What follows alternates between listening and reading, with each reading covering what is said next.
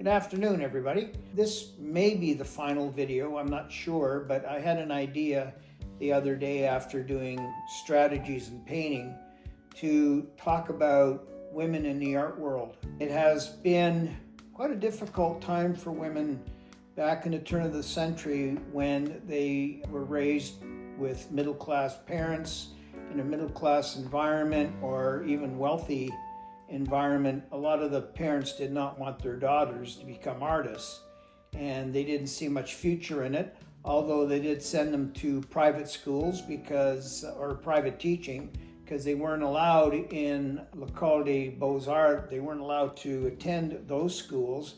It was for men only. So I want to start out by saying the women artists back in the turn of the century really had a hard go at sharing the limelight with male artists. So they were already at a disadvantage. So when I was teaching high school, I was catching myself talking about French Impressionism and they're all men. And I said, there isn't anything here for the girls in the class. So I did a little bit of research and I came across Camille Claudel, who was this beautiful young little very tiny, slender woman who wanted to work for Auguste Rodin. So she went to his studio and said, I want to work for you. And he just looked at her and scoffed and said, yeah, I don't think so. And he said, well, if you're really that keen, I'm going to give you a block of marble and you're going to carve me a foot, which is like the most difficult part of the human anatomy. And so she took it back to her house and she carved this marvelous foot that was anatomically correct and brought it back to him. And he was floored. He was flabbergasted by how beautiful and how accurate tone-wise and everything, muscular. So he hired her to work on the Gates of Hell. And she started there, and then he realized that she was quite gifted and she had great ideas, and he was using her to help compose some of his sculptures for bronze.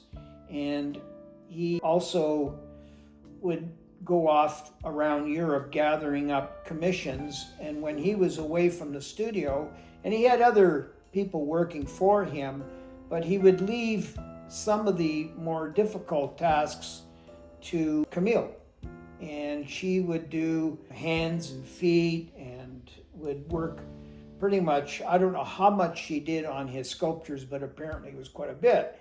And to the point where he fell in love with her, even though he's married, and in my mind kind of used her and abused her, and he signed the work and never let her sign the work.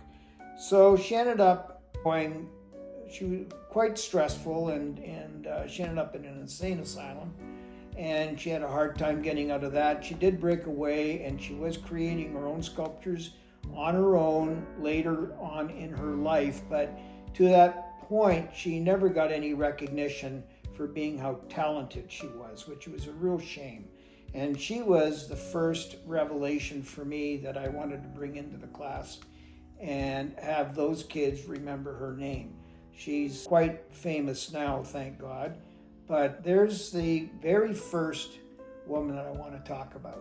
Back in the 1860s, 70s, and 80s, there's another artist that struggled, and because I taught the group of 7, Emily Carr was quite a profound female artist with a sad story as well. Her father was a minister, wanted her to get married. She fell in love with somebody and he didn't love her back, and they never got married, and the father disowned her.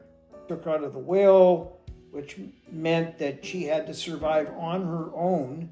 And wanting to be an artist, she painted. She went out into the forests of British Columbia and brought 2 children with her. And she would go out there on horseback and her dog and the 2 children, and they would stay out there for 2 weeks, and she painted the forests of British Columbia. And she got quite good. She painted the energy. Her paintings went a little beyond pretty. They were quite powerful. And she ended up coming back and finishing up her paintings. And she wrote a book called The Book of Small. And that book made her quite popular. A newspaper editor discovered her and said, would you continue painting? And lo and behold, while she was still alive, became quite famous. Lauren Harris was a big fan. The Group of Seven adopted her as being not in the group, but certainly part of Canada and painting Canada, and that's what they liked about her. Women also, too, were not allowed to hang out with men because they looked like prostitutes. So it was very difficult for women to hang out with male artists and share ideas and even exhibit with them. They were in a terrible disadvantage. An American painter from Pennsylvania, Mary Cassatt, who was born into a very wealthy family, and same scenario. She went to private lessons, went to private schools. She became a really good painter, doing figures, and her parents were dead against her becoming an artist and making her way in life that way. And she just said, fine. When she was 15 years old, she got on a ship and went over to France and hung out with the French Impressionists. And they adopted her right away because she was really talented. Her signature paintings were women and maids, I guess, that were looking after children. So she did a mother and child series all her life. She painted like 200-300 paintings until her eyesight went. But she was sort of in love with Degas. They were buddies and they hung out with each other, and he taught her pastels. So if you take a look at a Mary Cassatt pastel painting, it's an oh my God, it's just beautiful and sincere and soft and tender. And the sad part was that Mary Cassatt never married and never had any children, but she had this passion to paint mothers and children, bathing them, feeding them. It was just awesome. I fell in love with Mary Cassatt many, many years ago, and came back to the States, and she talked all her rich friends into buying French Impressionist paintings. And what a move that was, because now those paintings are worth $40, $50, $60 million each. She found her own way into that profession of being bankers and investors. The other artist that was French was Berthe Morisot, who was married to Manet's brother, and she was automatically included in the group because she hung out with them.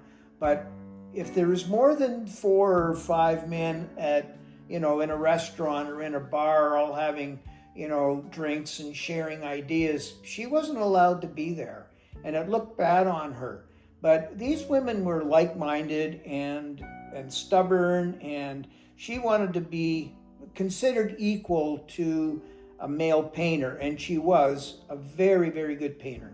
Very loose strokes, knew of human anatomy, and she also, too, women back then couldn't sign their own name. They had to sign their name with a man's name until such time the suffragette movement came in to effect and women were being emancipated. They got to vote in 1918. A lot of the stuff and the attitudes towards women was breaking away from the norm, barefoot and pregnant and stay at home and you can't have a job and all that other stuff. But these women were strong-minded and strong-willed. Another one that comes to mind, who's a real hero of mine, is Georgia O'Keeffe. Georgia O'Keeffe grew up in the States, and to make her way in life, she came from a fairly middle-class family, but her parents still didn't want their daughter to become an artist. I mean, how are you going to make your way in the world? She went to private schools, became a teacher, taught at universities and colleges, and made her way that way. And then after teaching, and at the end of the day, would discover her own processes and subject matter. And she didn't get into flowers and painting flowers till the latter part of her life. But she was a real go-getter. She was a bit stubborn. She fell in love with a photographer, and she had a couple of breakdowns because he was cheating on her, and they got married anyways, and it just continued. And I think she suffered definitely financially and emotionally, but towards the end, while she was still alive, did sell a painting for $40 million. So she moved to the desert in Santa Fe. I've been to Ghost Ranch, where her house was, and she had a young man looking after her and all her affairs, and left him a whack of money when she passed away. So she was quite wealthy and extremely successful. So she was a real hero for young women who wanted to break the mold and enter into a man's world, which was not easy for women back then. Another woman I totally admire is Rosa Bonheur, who is from France, lived in Fontainebleau. I went to her gallery/studio, so memorable. She grew up enjoying painting and drawing horses and animals, and she was a dynamo, this woman. She would do, and I've seen her paintings at the Louvre, she was doing paintings that were 15 feet by 10 feet high, and there were horses rearing up with the dust and everything. Just spectacular. And she did a painting that was purchased by Buffalo Bill, who really admired her for not only being an extremely talented artist, but a woman who painted horses. And of course, Buffalo Bill liked that. So when I was in her studio at the time, it was such a memorable experience. You'd go up into her studio and it's like she just left for lunch. The family looked after her belongings and her studio, and she had a half-finished painting on her easel. She had brushes that were out, her paint tubes, everything. It was just like she just left. She had a partner, and in the afternoon, I think kind of lived towards the end, she was very, very successful. She did 2 paintings, one she sold to the government and the one she sold to Buffalo Bill. And the one painting that she sold to the government was enough money to pay for her house for the rest of her life and keep her comfortable, so she could do whatever she wanted. So she loved horses, she rode horses. Her and her partner would ride off into Fontainebleau in the forest in the afternoon and just have a heyday. She wasn't allowed to wear jeans, which is really bizarre back then, so she had to apply to the government to be allowed to wear blue jeans. Isn't that crazy? She did sign her own name. She was one of the first to do that and be recognized. So I'm a big fan of Rosa Bonheur. There's nobody with her stature. If you look her up, and I think this is the other thing too, even though I mentioned her name, look them up on the internet and do a little bit of reading. It shows you pictures of what they look like and who they were as people, and it just takes this video to another level, and you'll get to appreciate who these women were and the price that they had to pay for fame. And then finally, I want to mention the wife of Diego Rivera, Frida Kahlo, who was a young artist that fell in love with Diego while he was painting and was always hanging around, being a bit of a nuisance. And he adopted her as a friend and a colleague, and they ended up getting married. But he was a bit of a ruthless character. He was doing these large murals, and he was cheating on her too. So it's just not fair for these women to try to find their own path and have these partners that were cheating on them. Anyways, she got hit by a bus or a streetcar trolley, and she wrecked her back, which caused her to end up being bedridden almost for the rest of her life. And she wasn't giving up. She would paint while she was in bed, suffering with back pain, and she found her own voice. Her subject matter is so different and wild in comparison to everybody else at the time, and she is much loved and sought after by other women, and definitely a folk hero for anybody who wants to break the mold. So that was Frida, and everybody loves Frida and where she took her artwork. She also suffered some emotional abuse, I think, so it wasn't an easy life for her. But anyways, you can look her up, and she is definitely one of my favorites. One more female artists I want to talk about, who I deeply admire, is Mary Pratt. Mary Pratt was the wife of famous Newfoundland artist Christopher Pratt. And I knew Christopher Pratt somewhat, as he wrote a foreword for me in one of my catalogs. And I called the house one day, and Mary answered the phone, and had quite a nice conversation with her. So just to create the scenario, Mary looked like an ordinary housewife with her hair done up and wearing a dress and putting dinner on the table and doing the laundry. And that was her day. She was a stay-at-home mom, raised a beautiful daughter, and that was her thing. That's what she did. And then one day she decided that her daughter was growing up and she needed to stay busy, so she picked up a paintbrush. I think she enjoyed drawing before that, but taught herself how to paint. When Christopher Pratt became quite famous, he had a model that helped him in his studio printing his silk screens, and she lived in the house. And lo and behold, well, you guessed it, he had a relationship with her. So Mary found this out, deeply distraught. They were married for so long, and I guess he was cheating on her, and it kind of blew her away, to the point where she started to paint her anger, I think. And her subject matter, again, I mentioned in one of the previous strategy videos, that subject matter is everything. Well, if you looked at Mary's paintings after that relationship with the assistant living in the house, she would take all of the things in her life and around her and was burning it. So when I saw her show at the McMichael collection, it was full of women, and I'm sure they were crying inside. It was so emotional. But Mary had taken all of the Christmas decorations, put them in the incinerator outside, and at night, and dark blue sky, and set everything on fire. And she set her Christmas gifts on fire, her tea towels, things that were around her. She set it on fire, and she painted the fire. And it was really powerful, like orange against the blue sky. You know, technically they were superb. It was really powerful imagery. You left that gallery seeing her work with your heart full of sorrow. And Mary, they ended up kind of regrouping, and they never lived together. They separated themselves from each other, but they stayed in contact.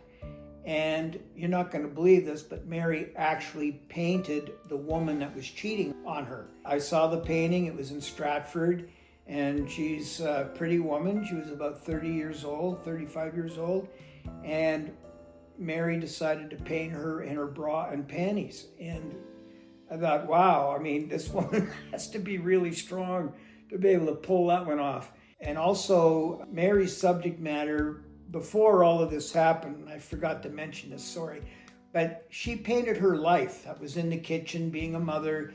She would paint preserves in a jar, line them up, painted food, like cooked chicken or the oven and things that came out of the oven. Stunning paintings. And saran wrap wrapped around salmon, tin foil. I mean, give me a break. Trying to paint tin foil. I mean, there's the visual. It is just so powerful. And she became an overnight success, and well earned, I got to tell you. She struggled, and you got to learn your craft. But her subject matter set her away from everybody else and what they were doing. She was in a world all on her own, and it was her world. So I got to talk to her. She was quite a lovely woman, very educated, very well educated. She moved out to BC, and sadly she passed away out there, and I don't know if she ever came back to Newfoundland, but everybody remembers her. She's put out a couple of books. They're stunning. Look her up, and you will fall in love with Mary like I did, because she's just in a ballpark playing a game all on her own, all by herself, in a different totally different league. So there's Mary Pratt. I wanted to share that with you because she changed the art world for women in Canada back in the 70s and 80s. After these women who really led the way and carved out some new territory for women as artists, a lot of them worked very hard but didn't get the accolades or the attention that these women had gotten. But thanks to the suffragette movement and these women being strong-minded, you just had to be to survive.